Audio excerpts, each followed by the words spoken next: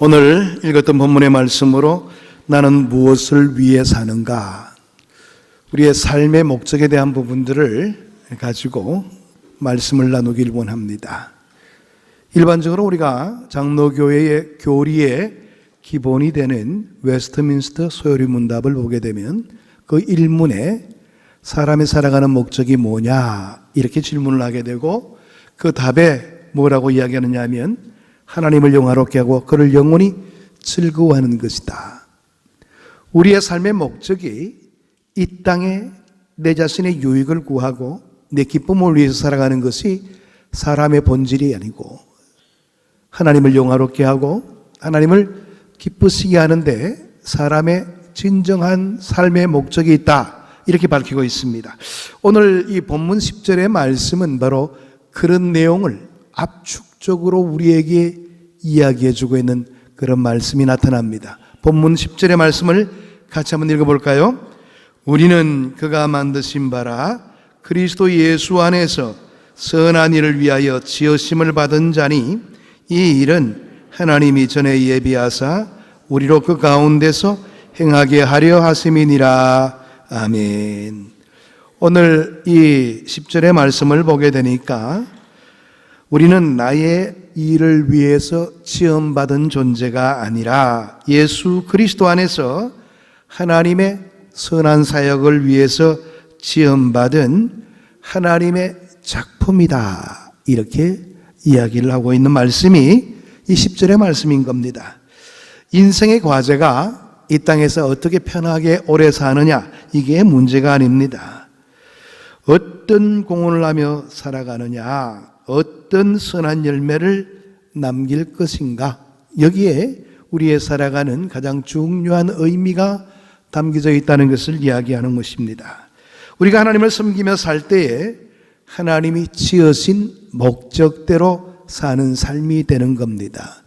우리 개인의 모든 삶을 하나님께서 허락하실 때는 내 뜻대로 살아가는 것에 주안점을 두고 살아라, 이런 것 아닙니다. 하나님이 우리를 만드셨다면 우리를 만드실 때 목적이 있는 겁니다. 우리도 보면 어떤 농기구를 만들거나 어떤 기계를 만들 때도 다 목적이 있어서 만드는 것 아니겠어요? 하나님께서도 우리 인간을 만드셨을 때 그 목적을 두셨는데, 그 목적이 바로 하나님을 섬기고 이웃을 섬기는 데 사용되도록 만드셨다는 것을 이야기합니다. 어떤 분은 하나님은 섬기고 싶은데 교회 일 하는 것은 좀 안 했으면 좋을 것 같아요. 그냥 예배만 참석하고 살아가면 되는 것이지 예배 참석하는 것을 삶의 목적을 두고 있는 분이 계십니다. 물론 그것도 안 하는 사람들이 있는 반면에 그것도 하는 것이 그래도 그나마 나은 것이지만, 그러나 오늘 이 본문의 말씀을 우리가 생각해 보면서 이 삶은 조금 못 미치는 삶이단 말이에요. 예배에 참석하는 것으로 신앙생활 다 하는 것 절대 아닙니다. 예배를 통해서 도전받은 그 내용대로 살아가는 그런 우리의 모습이 있을 때 그 사람은 참 신앙인이다, 이렇게 이야기해 볼 수가 있는 겁니다. 예배 참석이 신앙인의 전부냐?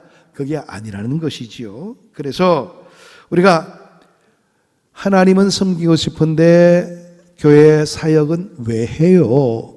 이렇게 이야기하는 분이 계시다면 이건 잘못된 생각이라는 것입니다. 주의 몸된 교회를 섬기는 것이 주님을 사랑하는 것이고, 또 주님을 더욱더 섬기며 살아가는 모습이 되기 때문에 그렇습니다. 어떤 사람은 하나님은 섬기고 싶은데 다른 사람들, 다른 지체를 섬긴다는 것은 왜 그래야 됩니까? 내 하나 몸 추스리기도 힘드는데 왜 그렇게 해야 됩니까? 이렇게 말하시는 분들도 계십니다. 그런데요, 여러분, 내 주변에 있는 소중한 지체를 섬기는 것이 하나님을 섬기는 길입니다. 왜? 내 주변에 있는 소중한 지체도 하나님이 그 영혼을 사랑하시고 많은 관심을 갖고 계시거든요. 그러니까 하나님의 관심이 대상이 되는 그분을 섬기는 것도 또한 하나님을 섬기는 것이 될 수가 있는 것입니다. 그렇습니다. 우리는 하나님의 은혜로 구원을 받았지요. 그러나 구원받은 이유가 있고 목적이 있는 겁니다. 섬김을 위해서 우리가 존재한다는 것, 이것을 놓치지 말아야 될 겁니다. 우리는 하나님과 이웃을 섬기기 위해서 구원받은 존재들입니다. 이것을 항상 기억함으로 신앙생활에 임해야 되는 겁니다. 한 시골에 어린아이가 있었는데요. 이 어린아이는 어두운 것이 왜 그렇게 싫은지 몰라요. 여러분들도 과거 시골 생활을 하게 되면 시골은 이제 해만 떨어지면 깜깜하잖아요. 뭐 외등이 있습니까? 뭐가 있습니까? 옛날에 시골 생활이 만만치는 않죠. 이 어린아이도 어두운 것이 얼마나 무서운지요. 과거에는 화장실도 다 바깥에 있었지 않습니까? 그러니까 화장실 가는 것도 그렇게 힘드는데 갑자기 엄마가 심부름을 시켰습니다. 야, 밖에 나가서 빗자루 좀 가져와. 그렇게 이야기를 했어요. 엄마, 바깥은 얼마나 캄캄한데 나 무서워서 싫어요. 그 아이가 그렇게 이야기를 했습니다. 그러니까 이제 그 어머니가 신앙생활을 하고 있는 어머니였던 것 같아요. 아이를 달래는 요령으로, 애야, 예수님은 항상 우리와 함께 계셔. 깜깜한 밤에도 우리와 함께 계시니까 걱정하지 마라. 우리 주님이 너를 지켜줄 거야. 그러니까 걱정하지 말고 빨리 빗자루를 가져오렴. 그렇게 이야기를 했습니다. 그럼 예수님은 어디든지 계신다는 그 말이야? 내가 두려울 때 언제나 내 곁에 계신다는 그 말이야? 그럼 어떤 곳에서도 하나님은 너와 함께 하실 것이고 예수님도 내 삶을 붙들어 주실 거야. 그런데 그 이야기를 들었던 이 아이가 얼굴이 환해졌어요. 그러면서 문을 빼꼼히 열고 그렇게 이야기를 했습니다. 예수님, 거기만 계시지 마시고 빨리 빗자루 좀 가져오세요. 그렇게 이야기했다는 것 아니겠어요? 여러분, 뭐 철없는 아이의 생각이라 이렇게 이야기해 볼 수가 있겠지만 우리도 이렇게 신앙생활하는 경우가 많습니다. 신앙생활 잘한다는 사람들도 그런 이야기를 하죠. 이제 반사로, 이제 교사로 주일학교를 맡는 경우에도 그런 기도를 할 때가 많습니다. 주님, 우리 반이 왜 이렇게 부흥이 안 되는 것이에요? 주님, 우리 반에 많은 아이들을 좀 보내주세요. 여러분, 내가 노력해서 채워야 될 것이 바로 교사의 사명입니다. 주님 보내주시는 대로 내가 반을 운영하겠어요? 물론 그만큼 갈급함이 있다는 뜻도 되겠지만 내가 해야 될 일까지도 주님께 맡기고 살아가는 그런 경우가 많이 있어서 신앙생활에 참된 의미를 발견하지 못할 때가 많다는 것이 우리 신앙생활의 현장의 모습입니다. 그렇습니다. 여러분, 이런 식으로 믿는다면 하나님은 우리의 주인이 되시는 것이 아니라 하나님은 우리의 하인이 되는 거예요. 하나님은 우리의 심부름꾼이지 하나님이라고 말할 수 있겠습니까? 내가 하자는 대로 그렇게 들어주고 심부름하면 그렇게 해주고 그런 게 하나님이라고 말할 수 있습니까? 물론 과거에 요술램프에 나오는 지니 같은 경우에는 그렇게 할 수 있겠죠. 그런 하나님이 아니십니다. 하나님은 오히려 우리를 통해서 역사해 주시고 우리가 하나님의 일을 감당하게 될 때 그 일을 잘 될 수 있도록 옆에서 도와주시고 함께 해주시지요. 하나님은 우리와 함께 일하시기를 원하시는 분이십니다. 그래서 우리의 몫은 우리가 감당해야 될 주된 이유가 있다는 것을 놓치지 말아야 될 겁니다. 우리가 교회를 섬기는 것은 구원받은 자의 목적이기도 하고요.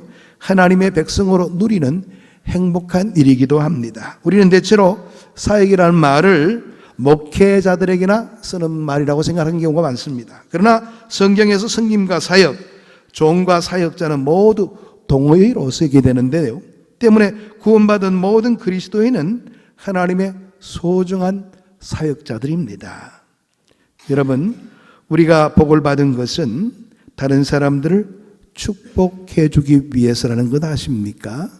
아브라함을 부를 때도요, 그냥 아브라함만 부른 것이 아니라 아브라함을 부른 그 목적이 있더라고요. 그 목적이 뭡니까?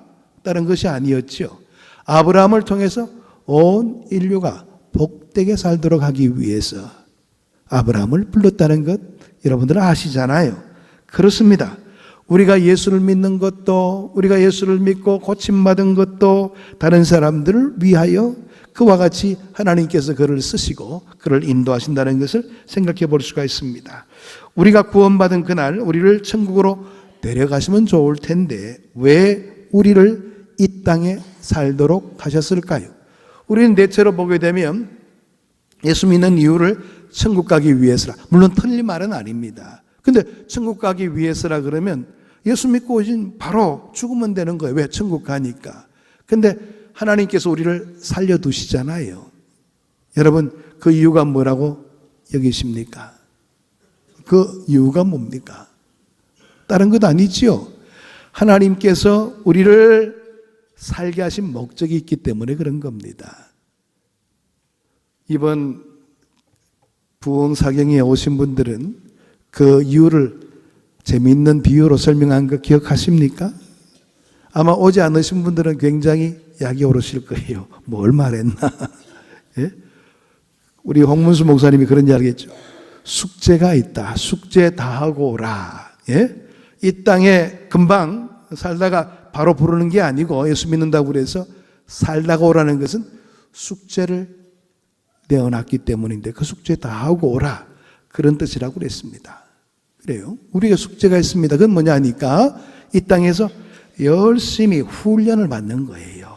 그리고 나서 하나님께서 적당할 때 그래 그만큼 훈련했으면 됐어. 이제 와라. 그럴 때 하나님께로 가는 겁니다. 여러분 이 땅을 살아갈 때 숙제하지 않고서 나중에 하나님 앞에 서게 되면 숙제 검사할 때 뭐라고 이야기하겠습니까? 너 숙제했는가 한번 보자. 하나도 안 해놨어. 그러면 어떻게 야단밖에 안 먹겠죠. 그렇죠? 그러니까 우리에게 허락되어진 것 잘 감당해야 될 사명이 있는데 그게 바로 오늘 이 본문의 말씀 보게 되니까 하나님을 섬기고 이웃을 섬기는 것이 우리의 숙제이고 과제라는 겁니다. 근데 왜 하나님은 우리에게 섬기는 것을 요구하시는 것일까요? 이거 뭐 다른 것 좀 요구하시지 왜 자꾸 섬기라고 그러냐고 힘들게. 그건 다른 게 아니고요. 천국은 섬김의 자리이기 때문에 그래요. 천국 가게 되면 이제 더 구체적으로 하나님을 섬기고 가치 있는 천국 백성들과 함께 섬기며 살아가야 될 중요한 시기가 시작되기 때문에 그래요. 이 땅에서 열심히 섬기지 않는 사람들이 하늘나라에 가게 되면 굉장히 힘들 거예요. 왜? 훈련이 안 돼 있어가지고. 예? 하나님 나라는 섬기는 것이 거의 다 안 돼. 일이 찬송하게 되고 하나님을 영화롭게 하고 주위에 있는 사람들도 섬기는 그것이 사명인데 그 하기가 너무 훈련이 안 돼가지고 그냥 부담스러운 거예요. 그러면 되겠어요? 하나님께서는 우리에게 그와 같은 귀한 자리를 허락받도록 하기 위해서 기쁨으로 그 일들을 감당하도록 하기 위해서 이 땅에서 철저하게 훈련받도록 하나님께서는 요구하시는 겁니다. 지혜로운 사람은 그 훈련의 과정을 잘 완수하는 사람이 지혜로운 사람인 겁니다. 그렇습니다. 하나님으로부터 받은 많은 복과 재능과 은사를 받고서도 아무 일도 하지 않고 쉰다면 이건 바른 자세가 아니지요. 요즘 들어서 보게 되면 그리스도인들이 그들이 속한 교회를 제대로 섬기지 않기 때문에 이 땅에 교회가 죽어가는 경우가 많습니다. 점차적으로 교회의 역할들이 줄어들고 있는 경우가 많지요. 기독교가 하향세다. 그 이유가 뭘까요? 너무나도 이기적인 사람들이 예수를 믿기 때문에 그런 거예요. 자기밖에 몰라요. 조금만 힘들다 그래도 아이고 뭐 오늘 쉬지 뭐. 신앙생활이 남을 위한 것 아닙니다. 자기를 위한 겁니다. 또 뭐 봉사의 자리 이렇게 하겠나? 왜 내가 이걸 해야 돼요? 다른 사람 하면 될 걸 꼭 남들이 해야 될 것처럼 여기는 그런 경우도 있습니다. 이게 얼마나 잘못된 일인지 모릅니다. 그런 사람들이 많으면 많을수록 교회는 하향세가 나타날 수밖에 없는 겁니다. 요즘 들어서 기독교에도 점차적으로 섬기는 사람들이 부족해서 기독교의 확장이 이루어지지 못하고 있다. 그런 통계가 나오고 있습니다. 여러분, 전도 은사를 가진 사람, 전도의 사명을 가진 우리가 전도 사역을 하지 않기 때문에 이 땅의 구원의 문이 점점 닫혀지고 있습니다. 물론 우리가 하지 않는다고 그래서 하나님께서는 가만히 계시는 건 아니죠. 다른 사람을 통해서도 역사하시기도 하지요. 그런데 하나님은 나를 통해서 그 일을 감당토록 해주시겠다는 사인입니다. 하나님이 나를 인정해 주시는 거예요.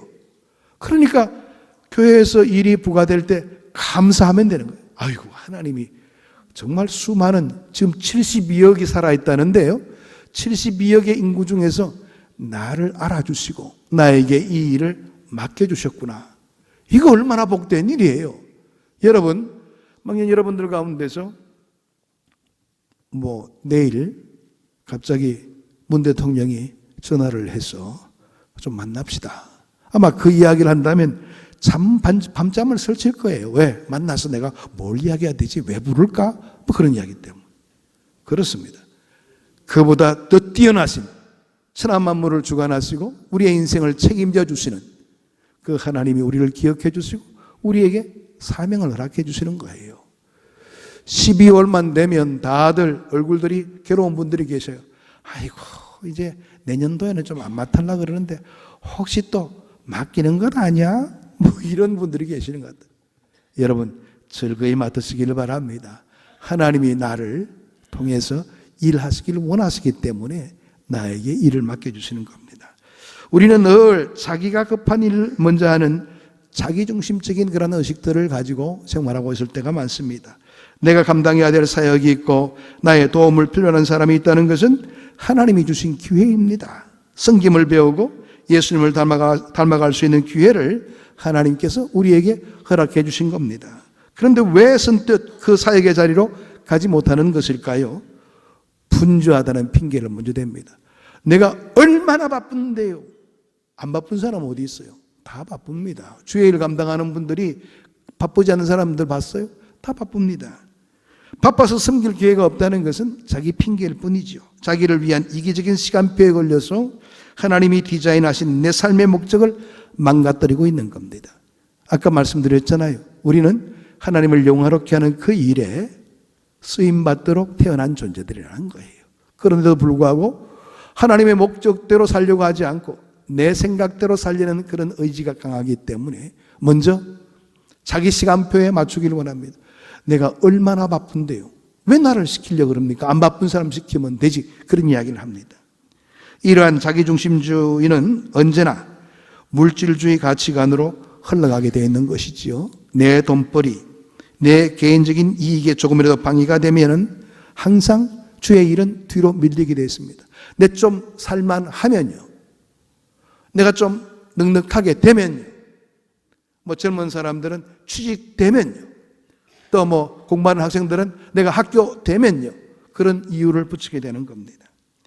우리는요, 시간의 청지기들입니다. 시간의 주인은 하나님이시지요. 우리는 하나님으로부터 시간을 얻어 사용하는 청지기요, 종입니다. 하나님이 이제 너 시간 필요 없어. 그래, 와라. 이렇게 하면 가야 될 종들이에요. 그렇잖아요? 내가 시간 마음대로 늘려서 사용할 수 있습니까? 그렇지 않아요. 하나님이 부르면 가야 될 종들입니다. 시간의 주인은 하나님이시지요. 절대로 섬길 수 있는 기회를 놓치지 마시길 바랍니다. 여러분은 하나님을 위해서 시간을 낼 수 있는 마음의 준비를 가져야 되는 것이 종된 자의 삶의 모습인 겁니다. 이런 사람만이 하나님의 사역자로 나서서 일을 감당할 수가 있게 되는 겁니다. 종은요, 내가 원할 때에 특별한 시간에 특별한 장소에만 섬기겠습니다. 이런 말이 통하지 않습니다. 종에게는요. 종은 뭐예요? 주인이 시키면 네, 항상 준비되어 있습니다. 언제든지 명령만 내리세요. 이게 바로 종된 자의 모습입니다. 근데 우리는 종이라고 말하면서도 주인처럼 살려고 하고 있어요. 이게 얼마나 잘못된 생각인지 몰라요. 하나님 중심적인 마음이 아니라 자기 중심적인 마음은 사역을 하더라도 잘못된 동기로 사역을 하게 되는 경우가 굉장히 많이 있어요. 자기가 주인이 되면요. 마태복음 6장 1절의 말씀을 같이 한번 읽어볼까요? 같이 한번 읽어보겠습니다. 사람에게 보이려고 그들 앞에서 너희 의의를 행하지 않도록 주의하라. 그리하지 아니하면 하늘에 계신 너희 아버지께 상을 받지 못하느니라. 아멘. 오늘 이 말씀을 보게 되니까 사람에게 보이려고 그들 앞에서 너희 의의를 행하지 않도록 해라. 사람에게 뭔가 과시하기 위해서요. 야, 나는 이런 사람이야. 내가 봉사하게 되면 확실하게 하지. 이렇게 사람에게 보이기 위해서 일하지 말라는 거예요. 그런 사람들은 어떤 사람이라고요? 이미 상을 받은 사람들에게 하나님의 일 감당하기 위해서 하나님께 상 받기 위해서는 그런 자세가 되어서는 안 된다는 겁니다. 철저하게 보이지 않는, 철저하게 낮아지는 그런 모습을 갖추는 것이 참된 모습이라는 것을 이야기하고 있는 겁니다. 잘못된 동기 가운데 하나가 바로 남에게 보이기 위해서 하는 사역의 모습입니다. 남에게 과시하기 위해서. 하나님을 위해서가 아니라 내 자신을 드러내기 위해서 일하는 사람들을 가리키고 있는 겁니다. 이런 분들은요, 자기가 그 일에 뻔뻔하게 여겨져야 되기 때문에 실수가 용납이 안 됩니다. 일을 하다 보면 실수할 수 있죠. 물론 실수가 없으면 좋은데 실수할 때가 있죠. 그런데 그 실수가 자기 때문에 생겨난 것을 이야기하지 않습니다. 남에게 그냥 잘못된 실수가 일어나면 당신 때문에 일 다 그르치잖아. 일하면서도 다 상처를 주는 거예요. 그렇게 일해서 뭐 하려고요? 주의 일은요, 윈윈입니다. 나도 승리하고 옆에 일 감당하시는 분도 승리하고, 그래서 하나님을 영화롭게 하는 거예요. 거기에 일에 참된 의미가 있는 겁니다. 하나님은 그렇게 일하시는 분들을 기뻐하시는 것이지 남들 다 죽이고 자기만 혼자 인정받는 거, 그런 일 원하지 않습니다. 일 잘한다는 것은요, 남들과 협력해서 하나님을 영화롭게 하는 그런 일을 감당하는 자가 일 잘 감당하는 자예요. 그렇습니다. 여러분, 우리가 생활하게 될 때에 어떨 때는 또 하나님과 거래하는 경우도 있어요. 일한다면서 하나님, 내가 이 일 감당하게 되면 하나님 뭐 해주실 거예요? 그렇게 이야기하는 분들도 계세요. 물론 얼마나 적극적으로 일하려고 그러느냐 그렇게 생각해 볼 수도 있겠지만, 하나님과 거래하는 자세는 그건 일하는 자세가 아니에요. 종이 거래합니까? 주인하고? 그냥 주인의 마음이 협조해서 주면은 감사한 일이고, 안 주더라도 그냥 야단 안 맞으면 감사해야 되는 거예요. 그렇지 않습니까? 그런데도 뭘 바라기 위해서 한다는 것 자체도 잘못된 동기라는 겁니다. 이런 잘못된 동기로 살아가는 사람들이 많을 경우에는 교회가 굉장히 어지러울 수밖에 없는 것이죠. 그렇죠? 굉장히 교회가 소란스러울 수밖에 없는 겁니다. 내가 지금 하는 일들이 건강한 동기에서 하는가 그렇지 않은가를 우리는 뭐로 판단해 볼 수가 있을까요? 중요한 잣대가 하나 있습니다. 내 가슴 속에 감사와 감격이 살아있는가 하는 점을 돌아보자는 겁니다. 일할 때마다 하나님 감사해요. 하나님께서 내가 이 일을 감당할 수 있도록 그렇게 만들어 주셔서 이 일을 감당할 수가 있네요. 정말 감사해요. 내가 하나님 만나지 않았으면 이 일을 어떻게 감당할 수가 있겠어요? 이 일을 모르고 살았지 않습니까? 그런데 하나님께서 나를 불러주셨고 신앙생활을 감당했기 때문에 이 일을 할 수가 있어요. 하나님 감사해요. 그런 마음의 모습을 갖게 되는 겁니다. 그렇습니다. 그런데 조그만 어려움에도 부닥치게 되면 감사와 감격을 잃어버리고 불평과 원망하게 되는 것은 우리가 일하는 동기가 잘못되었기 때문에 그런 겁니다. 사역하는 가운데 어려움이 있을 수가 있어요. 갈등도 있을 수가 있습니다. 힘들고 고통스러울 수도 있어요. 그럼에도 불구하고 내가 하나님 앞에 쓰임받을 수 있다는 이 한 가지 사실 때문에 내 가슴 속에 감사가 넘쳐난다고 한다면, 내가 감격하며 사역을 감당할 수가 있다고 한다면 우리는 건강한 동기를 가지고 하나님을 섬기고 있는 겁니다. 우리는 영원하신 하나님의 시선, 하나님의 감점으로 사역을 바라볼 수 있어야 됩니다.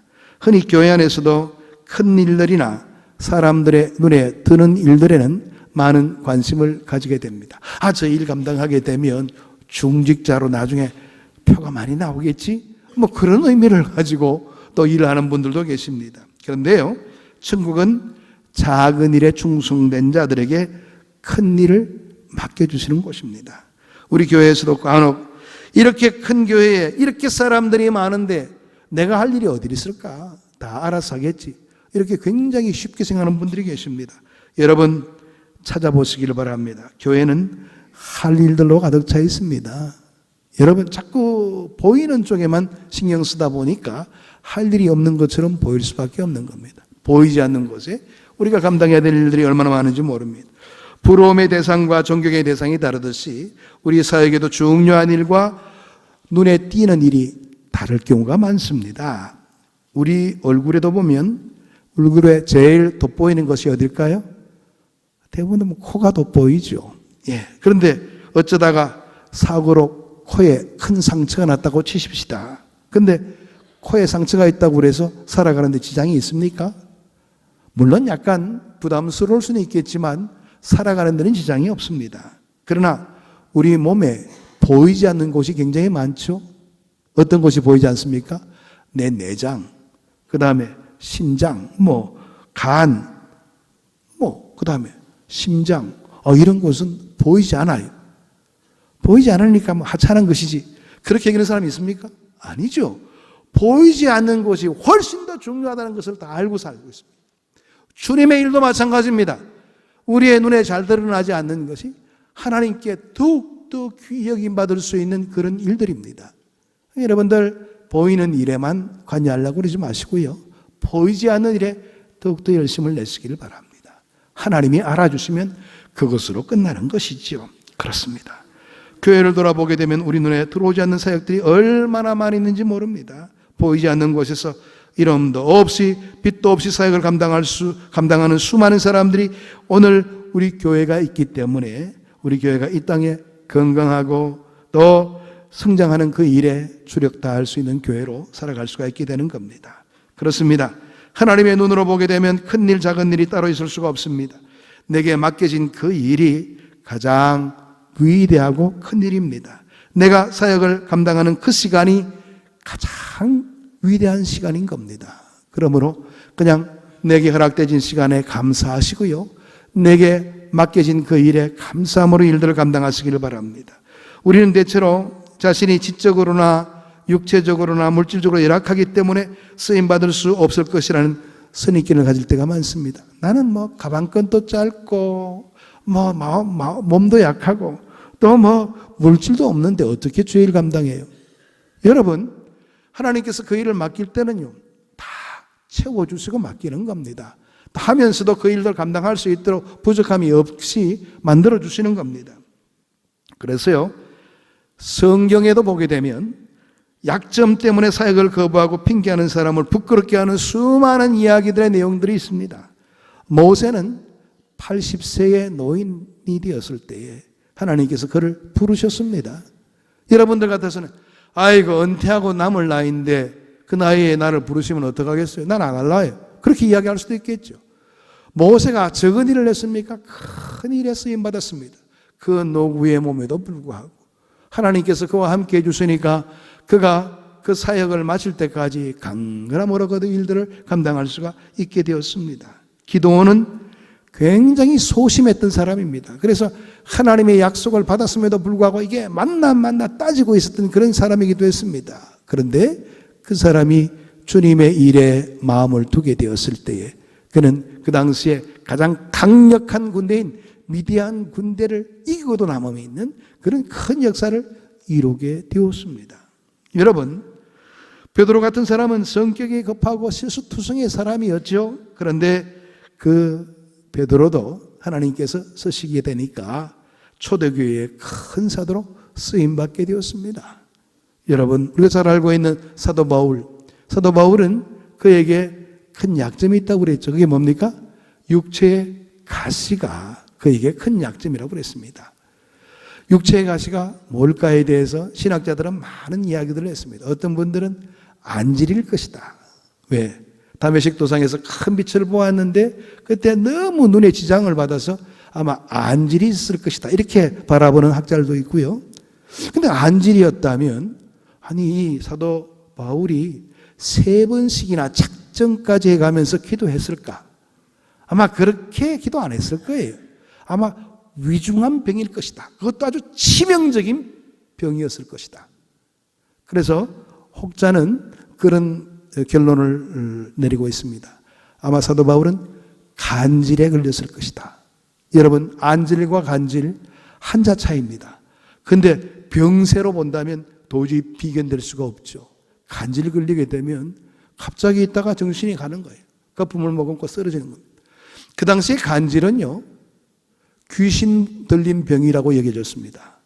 그러니까 아니 복음을 증거하고 하나님의 큰 역사를 드러내면서 병자를 일으켰던 사도 바울이 자기 병 하나 다스리지 못한다면 이게 말이나 되는 겁니까? 그러니까 사도 바울도 그 문제를 아마 3번씩 하나님 앞에 간절하게 기도했을 거예요. 하나님 생각해 보세요. 지금 내가 이 간질병이 걸렸다면 이 많은 사람들한테 득스러울 게 뭐가 있어요? 좀 전도도 해야 되고 많은 사람들을 주의 품으로 인도해야 될 내가 이런 입장에서 아니 어떻게 이 간질병 하나 낫게 하지 못합니까? 하나님 낫게 해주세요. 3번씩이나 간절하게 기도했지만 하나님은 노라고 했습니다. 그 이유가 뭐라고요? 사도 바울이 교만할까 봐. 너 이거 낫게 됐다면 네가 얼마나 교만을 떨겠냐. 그나마도 이 간질이 있으니까 너가 이런 겸손하여 하나님의 도구로 사용되어져서 많은 자들을 주님의 품으로 인도할 수 있는 그 일들을 감당할 수가 있는 거야. 네 은혜가 족하다. 그렇게 하나님께서 말씀해 주셨죠. 여러분, 이런 치명적인 아픔을 가지고서도 그 당시 초대교회에 수많은 데를 다니면서 주의 복음을 증거했던 사도 바울. 혹시 여러분들 가운데서 간질보다 더 위중한 병이 있습니까? 없을 거예요. 그렇다면요, 하나님께서 시키시면 예스라고 대답하시길 바랍니다. 예, 제가 준비되어 있습니다. 아니, 하나님께서 내 아픈 것 다 하실 것인데 왜 시키시겠어요? 그 일을 통해서 더 건강한 모습을 회복시켜주기 위해서, 하나님의 귀한 역사에 쓰임받을 수 있도록 만들기 위해서, 더 약한 사람들도 내 삶의 모습을 보면서 아, 저분도 저렇게 죄일 감당하는데 그래, 나도 해야 되겠지, 이런 새로운 동기부여를 하도록 하기 위해서 나를 쓰시는 겁니다. 그렇다면 감사함으로 받아야 되겠죠. 그렇습니다. 하나님의 원하시는 그 사역의 현장에 내가 서 있다는 거, 이게 바로 우리에게는 복인 겁니다. 여러분, 만약에 우리가 일하지 않고 나중에 주님의 품에 가게 될 때 주님께서는 뭐라고 말씀하시겠어요? 내가 너에게 많은 시간도 주었고 물질도 주었고 건강 주었는데 너는 뭐 하다 왔어? 그렇게 묻게 되면 여러분 뭐라고 이야기하겠습니까? 하나님, 나는 내 인생의 야망을 이루기 위해 너무나도 분주하게 살았습니다. 하나님과 이웃을 섬길 수 있는 짬이 없었어요. 그렇게 이야기하실 겁니까? 만약 그렇게 이야기한다면 우리 주님은 이렇게 말할 것입니다. 어리석은 자야, 너 혼자 잘 먹고 잘 살게 하기 위해서 너의 생명을 그 땅에 보낸 줄 아느냐? 예? 내 아들 하나밖에 없는 아들을 희생하기까지 너에게 구원의 귀한 역사를 허락했는 줄 아느냐? 그렇게 말씀하실 겁니다. 연약함에도 불구하고 우리가 하나님 앞에 아름다운 사역자로 우뚝 서 있을 때에 마지막 날 하나님께서 우리에게 들려주시는 소중한 음성이 있을 겁니다. 마태복음 25장 21절의 말씀입니다. 같이 한번 읽어볼까요? 그 주인이 이르되 잘하였도다. 착하고 충성된 종아, 내가 적은 일에 충성하였으며 내가 많은 것으로 내게 맡기리니 내 주인의 즐거움에 참여할지어다. 아멘. 오늘 이 내용의 말씀은 달란트 비유에서 나오는 말씀입니다. 근데 달란트 비유를 점검해 보면요, 5달란트 받은 사람이나 2달란트 받은 사람이나 동일하게 5달란트 받은 사람은 5달란트 남겼고 2달란트 받은 사람은 2달란트 남겼습니다. 근데 칭찬의 내용은 똑같습니다. 방금 읽었던 21절 그리고 23절의 내용이 글자 하나 틀리지 않고 똑같습니다. 번역도 그렇게 되어 있습니다. 예? 그런 걸 바라보게 되면 하나님께서는 분량, 뻔때나는 것, 이거 원치 않습니다. 허락되어진 자리에서 최선을 다한 사람에게 동일하게 칭찬을 해준다는 것을 생각해 볼 수가 있죠. 여러분, 내가 조금 맡았다고 해서 두려워할 필요도 없고요, 불만 가질 필요도 없습니다. 그냥 감사함으로 하면 되고요. 또 많이 맡겼다고 해서 하나님께서 왜 이렇게 많이 맡기십니까? 그렇게 말할 필요 없어요. 나를 더욱더 은혜로 채워주시기 위해서 나에게 그런 일을 맡기셨구나, 감사함으로 감당하면 되는 겁니다. 여러분, 이제 12월 달 첫 번째 주일을 맞이하면서 여러분들에게 또 한 해의 새로운 임무가 허락될 것입니다. 또 허락되지 않는다 할지라도 자발적으로 나 자신을 위해서 주님의 일을 감당할 수 있는 여러분 되시기를 바랍니다. 하나님께서는 나를 통해서 교회의 귀한 역사를 감당하게 만드시고 나를 통해서 믿지 않는 많은 사람들에게 새로운 도전 주시기 위해서 우리에게 일을 맡겨주셨다. 그렇게 생각하게 되면 틀림이 없어요. 하나님께서는 그런 우리를 통해서 큰 역사를 이룰 수 있도록 만들어 주실 겁니다. 그 은혜를 모두가 감당하여 이제 한 해가 다 갔을 때는 하나님 맞습니다. 하나님의 뜻대로 되었군요. 하나님 감사합니다. 하나님께 영광 올려드릴 수 있는 우리 모두가 되기를 축복합니다. 기도하겠습니다. 하나님 감사합니다. 우리에게 귀한 일을 허락해 주시고 건강 주시고 그 일들을 감당하게 인도하시니 감사함을 드립니다. 어떤 조건 속에 있다고 할지라도 하나님께 감사함으로 나가게 하시고 하나님 앞에 영광 올려드릴 수 있는 우리의 삶이 될 수 있도록 은혜 나리여 주옵소서. 예수 그리스도 이름으로 기도하옵나이다. 아멘.